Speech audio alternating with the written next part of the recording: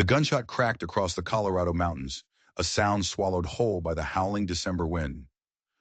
William Iron Will Wren didn't flinch. He just lowered his old Springfield rifle, his eyes narrowed against the swirling snow. That rifle felt heavy in his hands. Hands that had built this place from nothing but pine and grit. Hands that had done terrible things in a war that never quite left him. "Come out!" he yelled, his voice thin against the gale. "I won't ask twice." There was a shadow near his barn. It had moved, and it wasn't a coyote, not a wolf, human, a trespasser, 15 miles from the nearest town, in a blizzard that had screamed for 3 straight days. That meant trouble. Always did. Will cocked the rifle again. The sound was a final, cold click. He'd buried his Mercy 2 winters back, right alongside his wife, Elizabeth, after the avalanche took her. Now there was only one thing left in his world, his 4-year-old daughter Rose sleeping inside the cabin, his only light. The figure staggered out of the white. Not a man, slender, a woman. Her cloak was torn, caked with ice. Her face was a pale smudge under a hood thick with snow. She held up her hands. They were red, raw, frostbitten. In one she clutched a small leather pouch. "I can sleep in the barn," she said. Her voice was steady, too steady for someone about to freeze to death. "I just need shelter." Will didn't lower the rifle. He'd seen desperate people before. Sometimes the weakest-looking ones were the most dangerous. "Who are you?" he demanded. The woman swayed. "My name is Mira," she said, her voice catching. I can't remember the rest."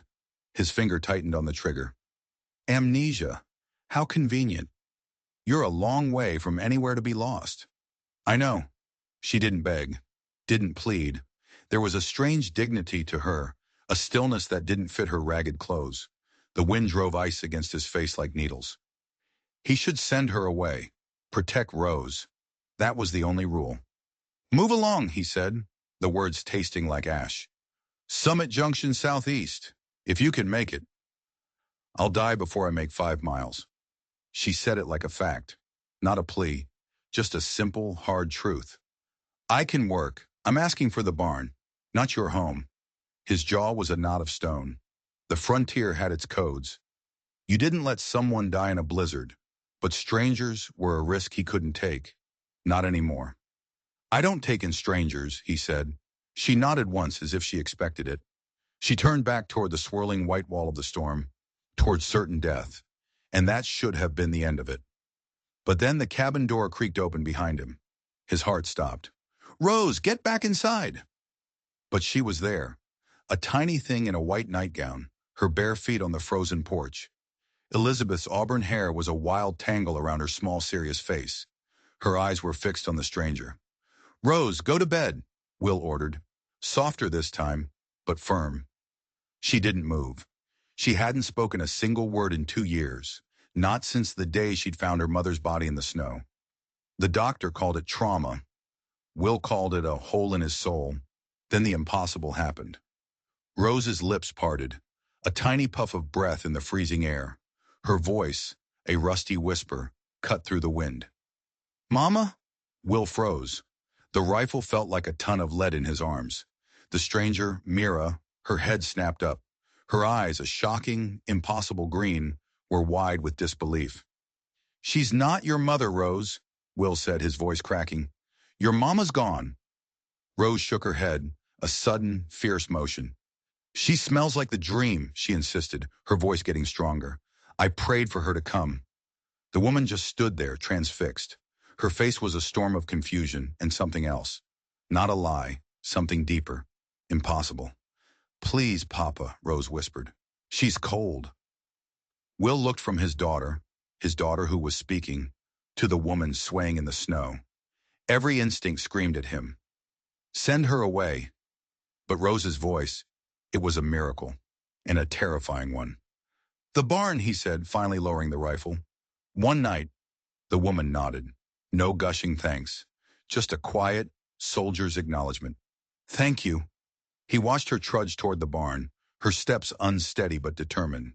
Even exhausted, she scanned her surroundings. She was aware of his position, the rifle. She moved like someone being hunted. He ushered Rose back inside, His eyes locked on the barn door until it closed. He bolted his own door, threw another log on the fire. Rose sat at their rough table, her eyes shining with a light he hadn't seen since Elizabeth died. "She was in my dream, Papa," Rose said, the words tumbling out, making up for 2 years of silence. The lady with green eyes. She was running in the snow. She was scared, but she was looking for us. Will knelt by her side. "Honey, you've never seen that woman before." "I have," Rose insisted, her small voice unwavering. "In the dream. 3 times. She was holding a special box and running from bad men." A chill that had nothing to do with the storm snaked up Will's spine. "What bad men, Rose?" But she had gone silent again. Her gaze drifted to the window, to the snow plastering itself against the glass. He tucked her into her loft bed, waited until her breathing evened out. Then he went to the trunk beneath his own bed and took out the old army Colt. He would not be sleeping tonight. The dawn broke gray and mean. The blizzard had passed, leaving 3 feet of new snow, a clean white sheet over a dangerous world. Will, who had spent the night in a chair by the fire with the Colt in his lap, rose stiffly. It was time to check on his guest. He approached the barn with his rifle in hand. A woman named Mira, amnesia, moves like a soldier, and his mute daughter not only spoke to her, but dreamed of her coming. Nothing about it made sense, and things that didn't make sense usually got you killed. He found her awake. She was sitting on a milking stool, feeding kindling into a small iron stove. She'd taken off her cloak. Her clothes, though torn, were made of fine wool. Her boots were expensive, the kind officers wore. And as she turned, he saw it, a puckered scar at the base of her neck, a bullet wound. "Good morning," she said, rising slowly. No sudden moves. She knew how to act around a man with a rifle. "Who shot you?" Will asked, skipping the pleasantries. He gestured at her neck with the barrel. Her hand went to the scar. "I don't remember." But something flickered in her eyes. A lie. "Not entirely," she corrected, meeting his gaze. "I remember the pain, the sound, running through snow, like last night, but not who or why." She paused. "There are fragments." Will studied her. Early 30s, maybe. High cheekbones, a strong chin, those green eyes. She stood with a soldier's posture, even exhausted and filthy. "You fought in the war?" he stated. It wasn't a question. A ghost of a smile. "Women weren't allowed to fight, Mr. Wren." "No," he agreed. "But they were spies, couriers." He narrowed his eyes. "And you've been shot, recently." "How do you know my name?" she countered, deflecting. "I never gave it." "Your daughter called you Papa. The name Wren is burned into the barn door." She shrugged. "I observe. It's something I remember how to do." This was no lost traveler. "I made coffee," he said abruptly. "Come to the house, bring your things. I want to see what you're carrying." She followed him to the cabin without protest. Inside, Rose was already up. When she saw Mira, her face split into a grin Will thought he'd never see again. "You stayed," Rose said. "I did." Mira's voice was soft, gentle. "Your pouch," Will said, setting a mug of coffee in front of her. "Show me." She emptied the small leather sack onto the table. A silver compass, an empty journal, a pencil, and a strange brass key, old and intricate. "That's all I have," she said. He picked up the compass. Union officer issue. Engraved on the back were the initials ML. "M for Mira," he said. "L for Langston, maybe?" She frowned. "The name, it feels familiar." "Mira Langston," Rose said, trying it out. The child nodded with absolute certainty. "That's right." Will looked from the key to the woman. "And this? You don't remember what it opens?" "No." But there was that flicker again. A lie hiding inside the truth. He pushed the items back toward her. "You can stay," he said, his voice flat. "In the cabin. Too cold in the barn. You'll help with chores. In return, you get food and shelter until the pass is clear." "That's more than fair," she agreed. "One more thing." His voice turned to iron. "If I see anything, anything at all, that suggests you're a threat to Rose, I won't hesitate." "I would expect nothing less," she said, her green eyes level and unafraid. As he went out to clear the paths, he watched Rose eagerly show Mira around the small cabin. chattering away as if the last 2 years of silence had never happened. The woman listened, her head tilted, asking gentle questions. It was a miracle. And miracles in Will Wren's experience always came with a price. By midday, the world outside was a blinding glare of sun on snow. Inside, the cabin was transformed. The floors were swept, a stew was simmering on the stove, and Rose was at the table, sounding out her letters with a focus she hadn't had in years. Mira stood at the wash basin, her back to him. She'd cleaned up, changed into a simple blouse and skirt. Her damp hair was in a thick braid, and now he could see it clearly. The bullet scar on her neck wasn't old. 6 months, maybe. A year at most. Someone had tried to execute this woman, and they'd done it recently. She turned, sensing him there. "Your daughter is very bright," she said. "Elizabeth taught her," Will replied. "Before." The word hung in the air between them. Before the avalanche. Before the silence. Before everything had gone wrong. He sat down across from Rose. "Look, Papa," his daughter said, pointing to her primer. "M and L, for Miss Mira Langston." It was all happening so fast. Too fast. He looked at Mira, who was stirring the stew. The movements were efficient, economical. The way she moved, the way she observed everything, she was a soldier. He was sure of it. "You said you remember fragments," he said, his voice low. She didn't turn around. "Snow," she said, "running, a train whistle." She hesitated. "And paper, letters or documents. Something important. Important enough to get shot over," he finished for her, her hand stilled on the ladle. "Perhaps." "When I found you," he pressed, "you were heading northwest, away from the railroad, away from any town. Why?" She turned to face him, her expression a mix of frustration and fear. "I don't know. I just knew I had to keep moving, that it wasn't safe to stay in one place." "And now? Do you feel safe here?" Her eyes flickered toward Rose, and her whole face softened. "Safer than I have in a long time." Before he could reply, a sharp crack echoed from outside, a branch breaking under the snow. Or something else. Will's hand was on his rifle before he even thought about it. "Stay inside," he ordered, moving to the window. He scanned the tree line. Nothing. Just the vast, silent, snow-covered mountains. But 20 years of war had sharpened his instincts, and right now every one of them was screaming. They were being watched.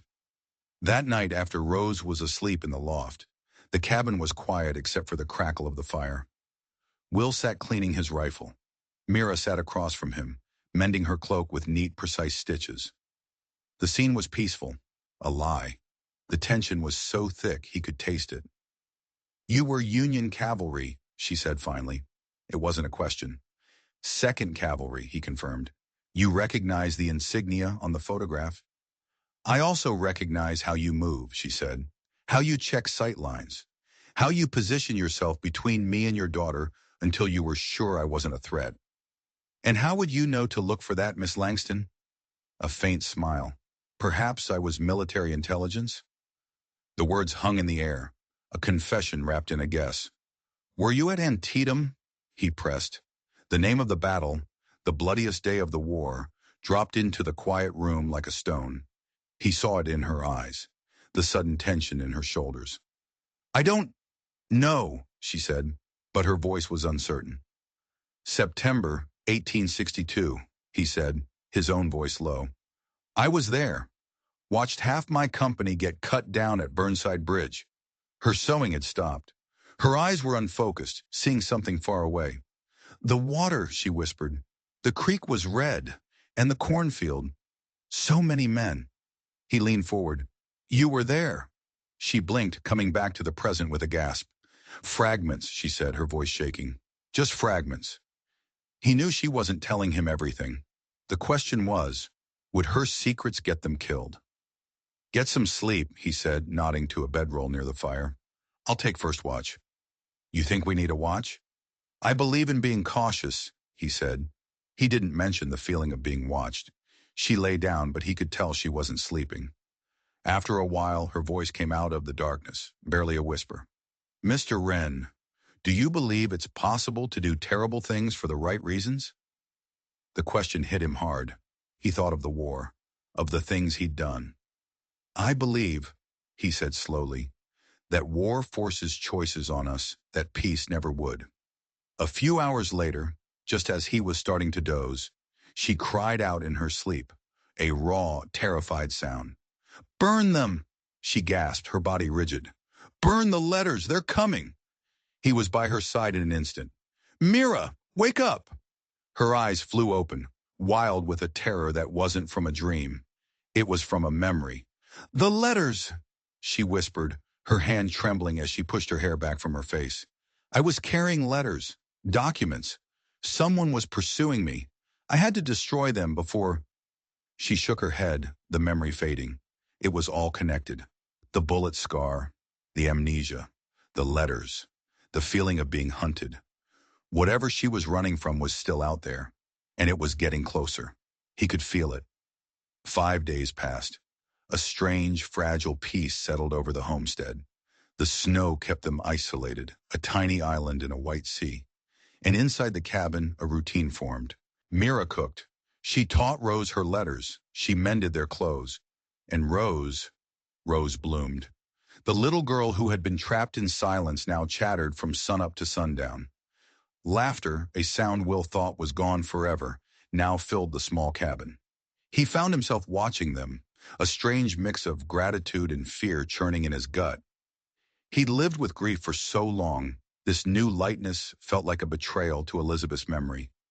But seeing Rose smile again, it was like the sun coming out after a long, dark winter. On the 6th morning, Will rose before dawn to hunt. They needed meat. As he reached for his rifle, Mira's voice came from the hearth. You're going hunting. She was already awake, fully dressed, always ready. Be back by midday, he said. He hesitated. There's a Colt in the trunk under my bed, fully loaded. If anyone comes...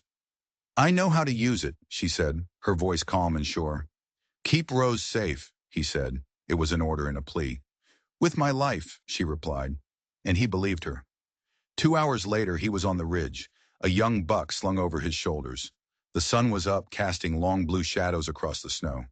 He could see his cabin below, a thin curl of smoke rising from the chimney. A perfect, peaceful scene. Then he saw it. Movement on the trail below. 3 riders coming from the direction of Summit Junction. He dropped to one knee, pulling his field glasses from his pack. The lead rider wore the dark uniform of the Continental Railroad and Mining Company. The other 2 were armed guards. They were moving with purpose, and they were heading directly for his homestead. No one from the railroad had business this far out, unless they were looking for someone, or something. Will dumped the deer carcass in the snow and started running. He crashed through the dense pines, taking the fastest, most dangerous route down the mountain. He had to get there first. He had to warn her, because he knew, with a certainty that chilled him to the bone, they had come for Mira. Mira saw them coming, a prickle of instinct, an old warning bell ringing in a part of her mind that was still shrouded in fog. 3 riders, one in a Continental Railroad executive's uniform. A jolt, like lightning, shot through her. Recognition. Fear. Rose, she said, her voice impossibly calm. Let's play the hiding game. Rose's eyes went wide. Are the bad men coming? I'm not sure, Mira said honestly, but your papa would want you safe. She moved fast, grabbing the Colt from Will's trunk. The weight of it was familiar. Too familiar. She checked the chambers, an automatic, practiced motion. She guided Rose to the trap door hidden under the rug, the root cellar. Stay quiet until I come for you, she whispered, like a mouse. Rose nodded, her small face serious, and climbed down the ladder. Mira replaced the rug and moved to the window, the Colt hidden in the folds of her skirt. The riders were close now. The leader was a tall man with a silver beard, ramrod straight in the saddle. Something about him screamed danger. Then he was close enough for her to see his face clearly, and the fog in her mind shattered. Images slammed into her, snow falling, the crack of a pistol, white-hot pain in her neck, and the man's voice cold as a winter grave. You betrayed your oath, Langston.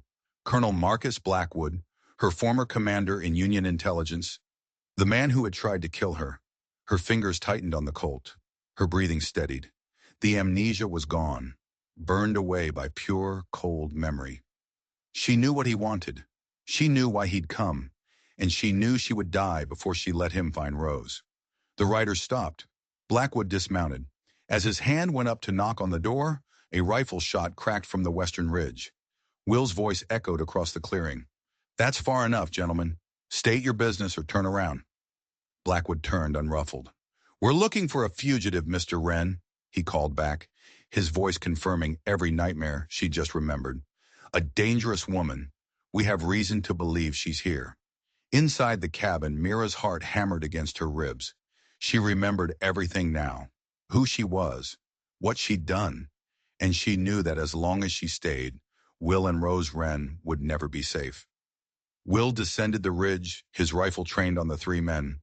Colonel Marcus Blackwood stood in the yard like he owned it, flanked by two hard-faced gunmen. "That's close enough," Will said, stopping 20 feet away. "This is private property." Blackwood smiled, a cold, dead thing. "Sergeant William Wren, 2nd Cavalry, Distinguished Service at Antietam." He spoke like he was reading a file. "I'm Colonel Marcus Blackwood, formerly of Union Intelligence, now with the Continental Railroad." Union Intelligence. Union. It explained how he knew Will's record. It explained everything. "We're looking for a woman," Blackwood continued. "Mira Langston, a former operative of mine. She stole classified military documents 6 months ago." His eyes scanned the cabin. "Reports say she was seen in this area. Dark hair, green eyes, a bullet scar on her neck." "Haven't seen anyone like that," Will said, his face a mask of stone. Blackwood's eyes narrowed. "The station master at Summit Junction said a woman fitting that description passed through before the blizzard. Headed this way." He pointed a gloved finger at the freshly shoveled path to the barn. "Expecting visitors, Sergeant?" "Colonel, I've got a daughter to feed," Will said, his voice hard. "If your fugitive came this way, she didn't stop here. Now, unless you have a warrant—" "The Continental Railroad doesn't need warrants, Sergeant," Blackwood cut in. "We have federal authority to secure our routes, and Mira Langston is a threat to national security." "Then take it up with the marshal in Denver," Will shot back. "This is my land. You're trespassing." A long, tense silence stretched between them. Then Blackwood smiled that dead smile again. "Very well. We'll continue our search." He swung up onto his horse. "But understand this. If I find you're harboring a fugitive, the consequences will be severe. The railroad has a lot of power in this territory. We have ways of making sure homestead claims get reevaluated." The threat was unmistakable. "Cooperate, or we'll take everything you have." "We'll be watching, Sergeant Wren," Blackwood said, his voice a silken promise. "The railroad always gets what it wants." Will watched them ride away. Only when they were out of sight did he lower his rifle. He hurried into the cabin. Mira was standing by the window, the Colt still in her hand, her face pale but resolved. He pulled Rose from the root cellar, holding her tight. Then he looked at Mira over his daughter's head. "We need to talk." She nodded. "Yes, we do." Later, with Rose settled by the fire, they stood outside in the fading light. "You're remembering," Will said. "Yes," she said, her voice tight. Seeing Blackwood, it brought it all back. She met his eyes. "My name is Mira Langston. I worked for Blackwood in Union Intelligence during the war. After he recruited me for the Continental Railroad, our job was to eliminate obstacles." "People," Will said. She winced. "Homesteaders who wouldn't sell, tribes with treaty rights. I told myself it was for progress. I was a fool." "What changed?" "I discovered Blackwood was planning to provoke a war with the Ute tribe. He was going to have their villages burned, their winter stores destroyed. Hundreds of innocent people would die, all so the railroad could get a more profitable route." Her hands were clenched into fists. "I couldn't let that happen. I took the evidence. Letters, orders, maps, and I ran. And Blackwood came after you himself." Her hand went to the scar on her neck. "He shot me, left me for dead in a snowdrift. The rest is hazy until I woke up at your door." The pieces were finally clicking into place, the hunted look in her eyes. The nightmares. The documents, Will said. Where are they? Her face fell. I don't know, that part. It hasn't come back. I must have hidden them before he shot me. The key, the compass. They're connected to it somehow. That's why he won't stop. I'm the only one who knows where the proof is. She looked at him, her eyes filled with a terrible resolve. Which is why I have to leave. Every minute I'm here, I'm putting you and Rose in danger. He looked toward the mountains, now dark silhouettes against a purple sky. The soldier in him knew she was right. The sensible thing to do was to let her go. But then he thought of Rose's laughter. He thought of her voice, silent for 2 years, brought back by this woman. He looked at the cabin window and saw Rose's small face peeking out at them. The passes won't be clear for weeks, he said, turning back to her. Blackwood can't move an army through this snow. He doesn't need an army, she countered. Just one man with a good rifle. Then we stay vigilant, he said, his decision made. We'll work together. We'll figure out where you hid those documents. They're our only leverage. She stared at him, shocked. You'd risk your home? Your daughter? His face softened. Rose hadn't spoken in 2 years, Mira. Whatever brought you to my door that night, I don't think it was an accident. He paused. Besides, I've never liked bullies, especially the kind who hide behind a uniform and a corporate seal. A small, weary smile touched her lips. All right, Mr. Wren, we'll do it your way. Will, he corrected her. If we're going to face down the Continental Railroad, you might as well use my name. Will, she repeated. From the edge of the forest, the cry of a hawk cut through the evening stillness. But beneath it, Will's trained ear caught another sound, the soft, deliberate snap of a dry branch. Too deliberate for a deer, too quiet for the wind. Blackwood hadn't gone far. He was still out there, watching them. The next dawn broke so cold the air felt like glass in his lungs. Will was up before the sun, rifle in hand, scanning the silent, snow-covered trees. He couldn't see them, but he could feel them. A predator's gaze on the back of his neck. Mira was already up, watching from the other window. Anything? He asked softly. Nothing, she replied. But they're there. He knew she was right. I'm going to Summit Junction, he said, his voice low. We need supplies. More importantly, we need to know how many men Blackwood has with him. It's too dangerous, she whispered. It's a calculated risk, he said. Better to know what's coming than to wait for it to hit us. He told her about the Colt hidden in the trunk. Keep Rose safe. Always, she promised. As he was about to leave, she stopped him. Last night I dreamed of the key. It was in a train station, a ticket office. It opened a box. That's progress, he said, pulling on his heavy coat. The memories are coming back. He just hoped they had enough time. He set off on the 15-mile trek, every sense on high alert. Behind him, he heard the solid thud of the bar sliding into place on the cabin door. Summit Junction was a handful of log buildings huddled against the railroad tracks. Will circled around, approaching from the stables. Old Tom, the one-legged stable hand, saw him coming. Railroad men been asking questions, Wren, the old man said without preamble. Looking for a woman, offering a $500 reward. He spat a stream of tobacco juice into the snow. Said she stole company's secrets. Dangerous, they claim. What else? Will asked, keeping his face impassive. Tom leaned closer. Overheard one of them talking to the telegraph operator. Said your homestead claim is under review. Something about the railroad needing your land for a new spur line. Tom's eyes narrowed. They were mighty interested in your paperwork. Watch yourself, Wren. They played dirty. The cold that seeped into Will's bones had nothing to do with the weather. This wasn't just about Mira anymore. They wanted his land. He made his way to the trading post. 2 of Blackwood's men were inside, warming themselves by the stove. Will gathered his supplies, listening. Could be halfway to Denver by now, one of them grumbled. Blackwood don't think so, the other replied. Says she's hurt, holed up nearby. As Will paid for his supplies, one of the men sauntered over. You'd be Wren, he said, his eyes cold. The colonel mentioned you. He took a sip of coffee.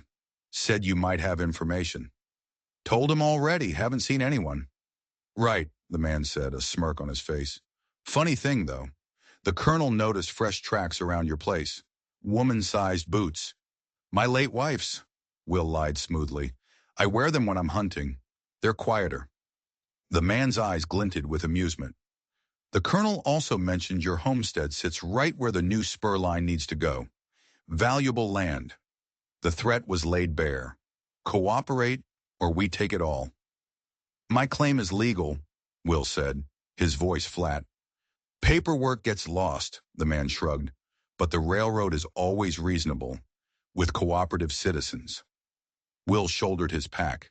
I have nothing to tell you. Safe travels, Wren, the man called after him, his voice dripping with menace. Roads can be dangerous in winter. Accidents happen. Will knew he was being followed on the way back.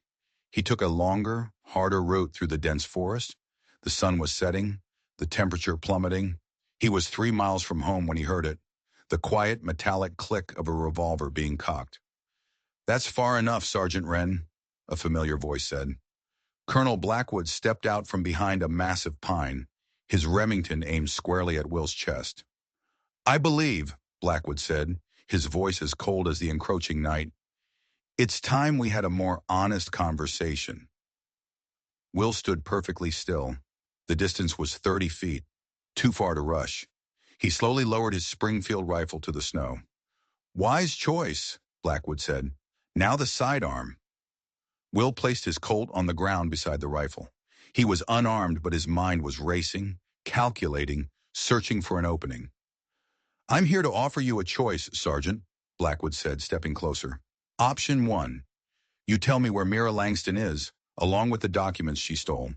In return, your homestead claim remains secure. The railroad might even buy a right-of-way from you, generously. And option 2? Blackwood's eyes were chips of ice. I have men watching your cabin right now.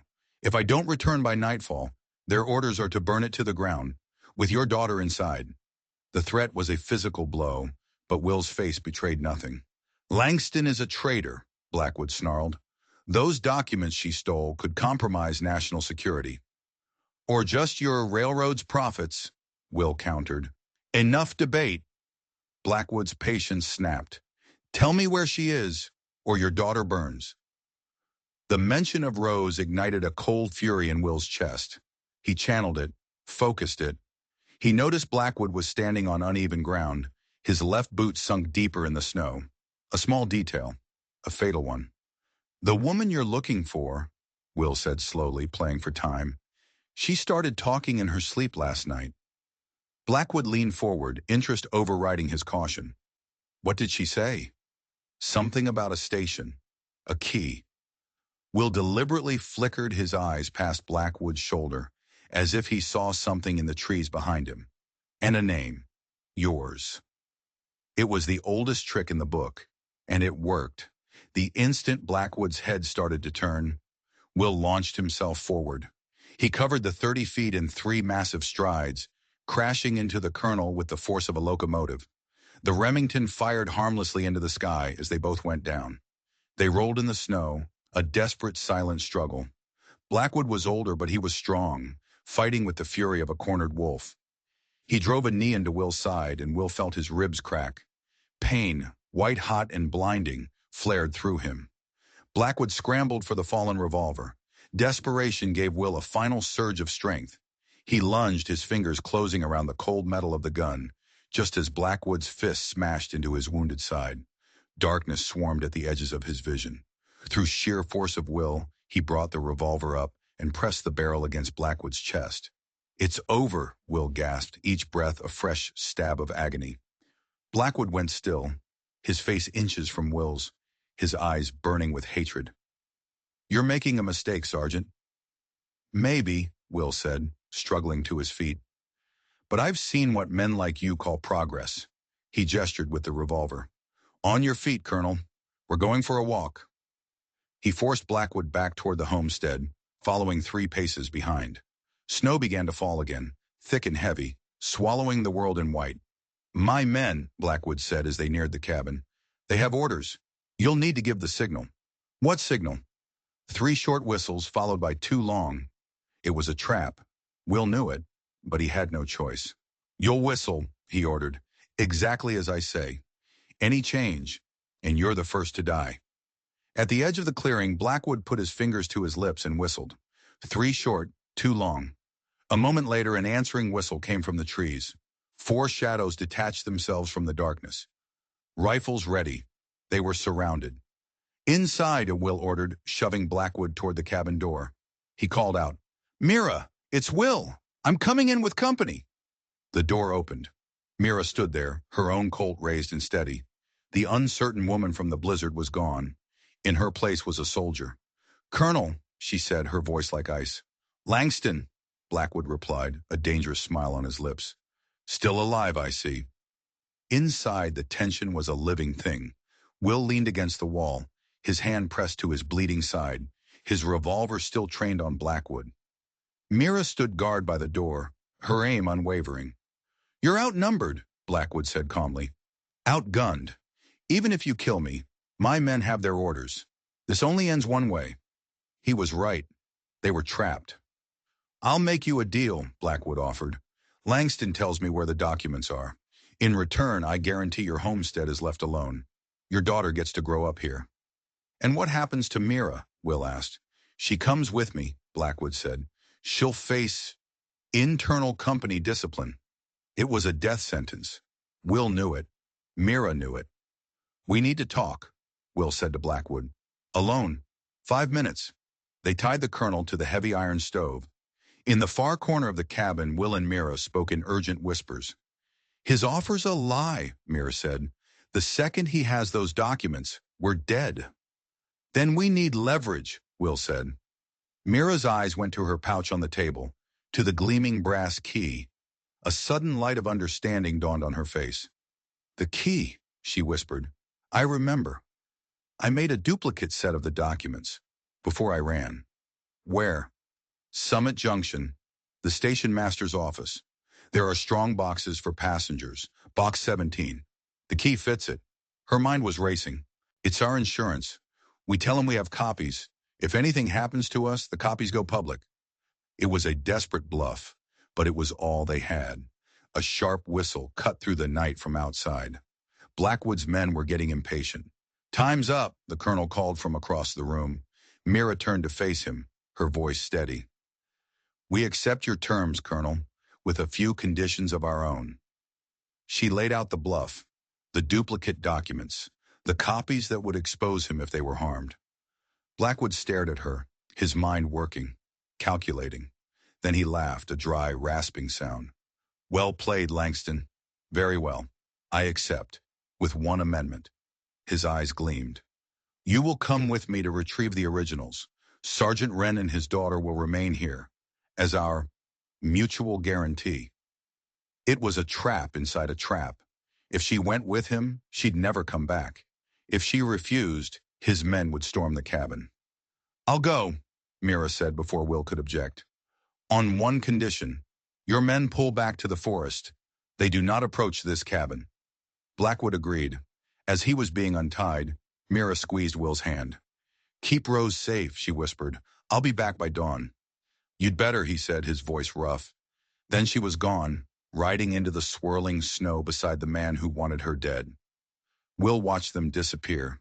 He closed and barred the door. Then he went to the trap door. "Rose," he called softly. "You can come out now." His daughter climbed into his arms. "Where did Miss Mira go?" she asked, her voice small. Will held her tight, his mind already formulating a new desperate plan. "To fix things," he said, "but we're going to help her."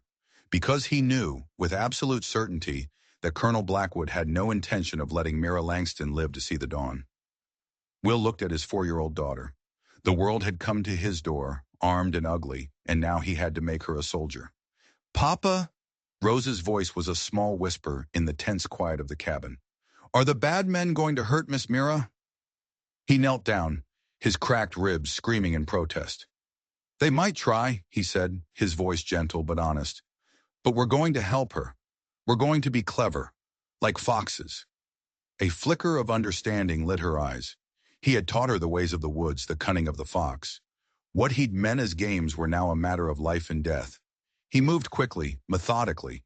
He blew out all but one lamp, making the cabin look as if they'd gone to bed. Outside, Blackwood's 4 men kept their vigil, their eyes fixed on the house. They were expecting a threat from the outside. They would never see it coming from within. He and Rose slipped down into the root cellar. Against the far wall was a cabinet that wasn't a cabinet. It was the entrance to a tunnel. An escape route Elizabeth had insisted upon, a narrow passage that ran 20 yards underground, ending behind a large boulder down by the creek. "I'll go first," he whispered, lighting a small shielded lantern. "Stay right behind me." They crawled through the cold, damp earth, Will pushing his rifle ahead of him, Rose following with a stealth that amazed him. At the end, he eased the exit panel open a crack. The snow was falling heavy now, a thick white curtain.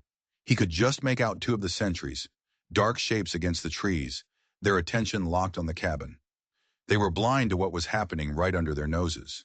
He sealed them inside a hollowed-out pine tree he'd prepared years ago as an emergency shelter, stocked with blankets and food. "I won't be long," he promised, a lie that tasted like poison. "Remember the signal. 3 short, 2 long," she whispered back. "Be careful, Papa."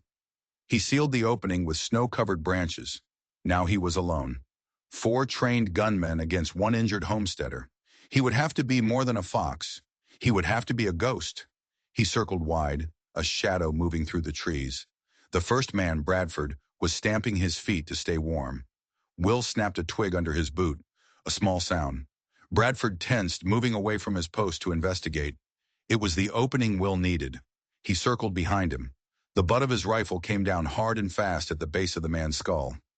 Bradford crumpled without a sound, 1 down. The second man, Sullivan, was more disciplined. He was positioned behind the woodpile, coughing periodically. Will timed his approach to those coughs, moving in short, silent bursts. The final rush was a blur of motion. They grappled in the snow, a silent, deadly dance. Will's injured side exploded in pain as Sullivan landed a blow, but he used the agony, channeled it, and slammed the man's head against a log. 2 down. The third man, Haggerty, was on a mobile patrol.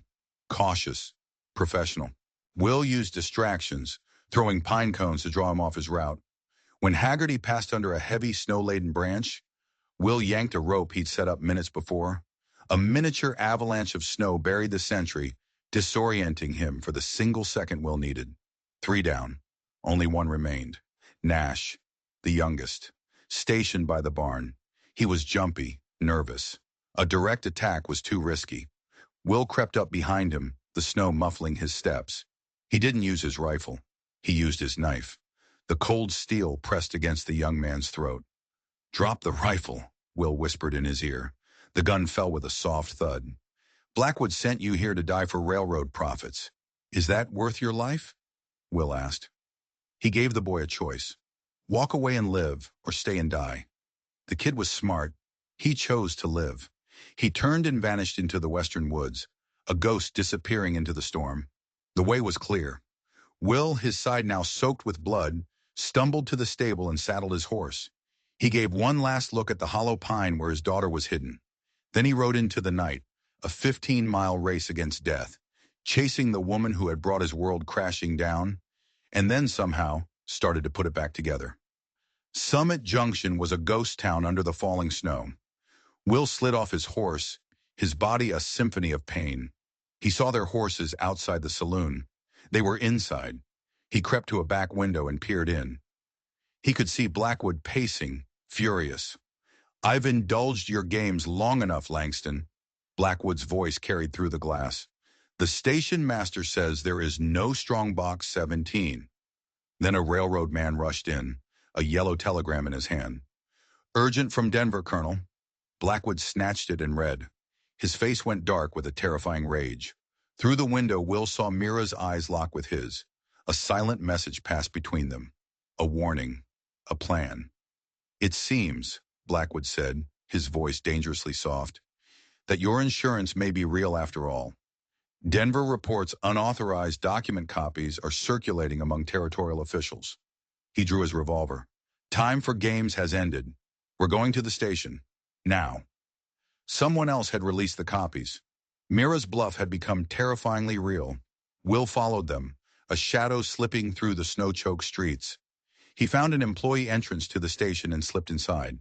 In the station master's office, the scene was playing out.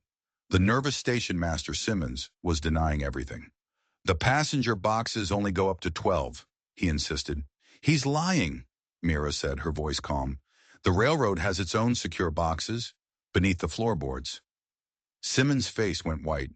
He knew she was right. Blackwood forced him to open a trapdoor. There they were, a row of heavy metal boxes, numbers 13 through 20. Open it, Blackwood ordered Mira, his gun steady on her. She knelt, produced the intricate brass key, and inserted it into box 17. The lock clicked. She opened the lid. Inside was a sealed oilskin packet. Hand it to me, Blackwood commanded. Our agreement first, Mira said, her voice unwavering. A written guarantee for the Wrens. Blackwood laughed, but he wrote out a flimsy promise. He knew it was worthless. She knew it was worthless. It was all about buying seconds. The moment he had the packet, she would be dead. The packet. Now, Blackwood snarled. Mira began to unwrap it, revealing a thick stack of papers. Blackwood reached for them. Then she moved. In one fluid motion, she grabbed the oil lamp from the desk and smashed it against the strongbox. Kerosene and fire exploded across the room. She shoved the burning documents into Blackwood's face. No! He screamed, firing his gun wildly as smoke and flames consumed the office. In that same instant, Will crashed through the window. Glass shattered. The fight was a chaotic blur in the smoke and fire. Will grappled with Blackwood for the gun. He saw Mira escape, clutching a single sheet of paper she'd saved from the flames. You chose the wrong side, Sergeant, Blackwood snarled, leveling his revolver at Will's chest. Did I? Will gasped, blood in his mouth. Your documents are ash, Colonel. Just as Blackwood was about to fire, a metal strongbox crashed down on his head from behind. He crumpled to the floor. Mira stood over him, her expression grim. We need to go, she yelled over the roar of the fire. They stumbled out into the night as the station went up in a pillar of flame. Will's strength was gone. He collapsed against his horse, consciousness fading. Will, stay with me, Mira's voice called to him from a great distance. The document, he managed to ask. The one you saved? She held it up. Blackwood's original order, she said, her voice tight with fury, authorizing the massacre of the Ute villages, signed by him and countersigned by the railroad's chairman, in the smoking gun. We're going home, she said, helping him into the saddle, climbing up behind him to hold him steady. Home to Rose. They rode through the fading night, leaving the burning town behind them. Will drifted, anchored to the world only by the feeling of her arms around him. As dawn broke, they saw it. The cabin, safe, untouched. He managed the signal whistle. 3 short, 2 long. The branches of the hollow pine rustled, and Rose came running out, her face alight with pure joy. Papa! Miss Mira! You came back! He slid from the horse and knelt to hug her, the pain forgotten in a wave of overwhelming relief. I promised, didn't I? Inside, he collapsed. Mira worked on his wounds, her face a mask of concentration. Broken ribs, she said. One punctured a lung. You need a doctor. Nearest one's in Denver, he whispered. Then I'll do what I can, she said. Later, as he rested, he asked the question that mattered most. Will Blackwood come back? Eventually, she said. But this document, it's enough to destroy him. The railroad will cut him loose to save themselves. And after? He asked. Her eyes went to Rose, who had fallen asleep in a chair by the fire. After, she said softly, depends on whether I'm welcome to stay. He reached for her hand. You were welcome the moment Rose called you Mama, he said. I was just too stubborn to see it. She leaned down, her forehead touching his. Rest, Will, she whispered. Heal. We'll face whatever comes next. Together. Spring came late that year, but it came. Will healed. Mira took the document to Denver. The scandal rocked the territory. Colonel Blackwood vanished, a disgraced fugitive. The Continental Railroad, in a sudden fit of public conscience, rerouted their spur line 20 miles to the east. The Wren homestead was safe. One sunny afternoon, they sat on the porch, watching Rose play.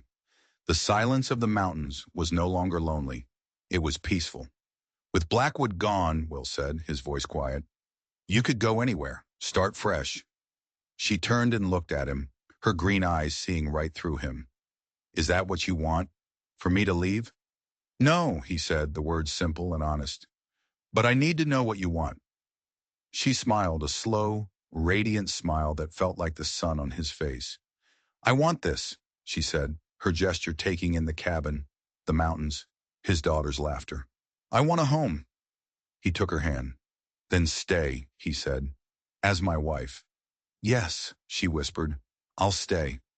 He looked at the cabin, the home his hands had built, the family that fate had brought him. He had faced down the war, the grief, the railroad, and the cold, hard heart of a man who called progress a license to kill. And he had won. He had won because a stranger appeared in a blizzard, because a little girl dared to speak, and because he finally remembered that some things are worth fighting for. Home isn't just a place you build with your hands. It's the people who stand with you when the storm hits, and who are still there when the sun comes up. If you enjoyed this story, don't forget to subscribe. You never know what strange and mysterious things are waiting just out of sight.